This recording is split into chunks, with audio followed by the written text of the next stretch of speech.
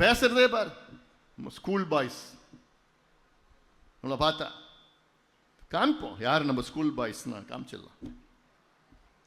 அது மட்டும் இல்லை, இன்னைக்கு நம்ம கட்சிக்கு உள்ள இருக்கிற இந்த சூழல், இந்த குழப்பங்கள் காரணமே திமுக.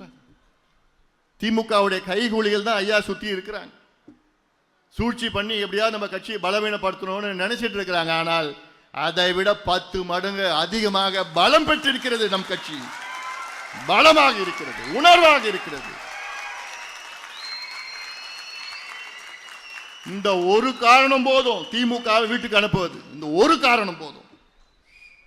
பார்த்துக்கலாம், நானும் தயாரா இருக்கிறேன். உறுதியாக ஆட்சி மாற்றம் நடக்கும். ஆனால் தான் நாம் நல்ல கூட்டணிக்கு நாம் சென்றிருக்கின்றோம். நீங்கள் விரும்பிய கூட்டணிக்கு நாம் சென்றிருக்கின்றோம். வெற்றி கூட்டணி நம்முடைய கூட்டணி. அனைத்து இந்திய அண்ணா திராவிட முன்னேற்ற கழகம் தலைமையிலான தேசிய ஜனநாயக கூட்டணி வெற்றி கூட்டணி. உறுதியாக நாம் வெற்றி பெறுவோம். உறுதியாக நாம் வெற்றி பெறுவோம். இந்த 2 மாதத்துல நீங்க பார்க்க போறீங்க. திமுக சிங்கிள் டிஜிட்ல வரும். சிங்கிள் டிஜிட்ல வரும் திமுக. 1991 திமுக நடந்ததுதான் இப்ப நடக்க போகுது. அப்போ 1 ஜெயிச்சாங்க, கலைஞர் மட்டும் ஜெயிச்சார் 91. அதே நிலைமை தான் இப்ப வரப்போகுது. பார்த்துக்கலாம்.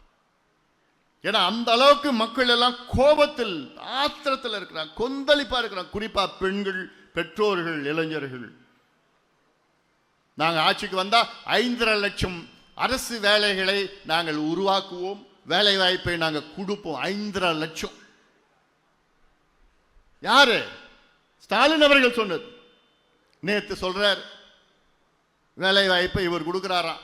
ஒரு 30,000 பேருக்கு கொடுத்தார். மொத்தம் பார்த்தா 94,000 பேருக்கு கொடுத்துருக்காங்க, வேலை கொடுத்துருக்காங்க. 5 ஆண்டு காலத்தில் வெறும் 94,000 பேருக்கு அரசு வேலைகள்.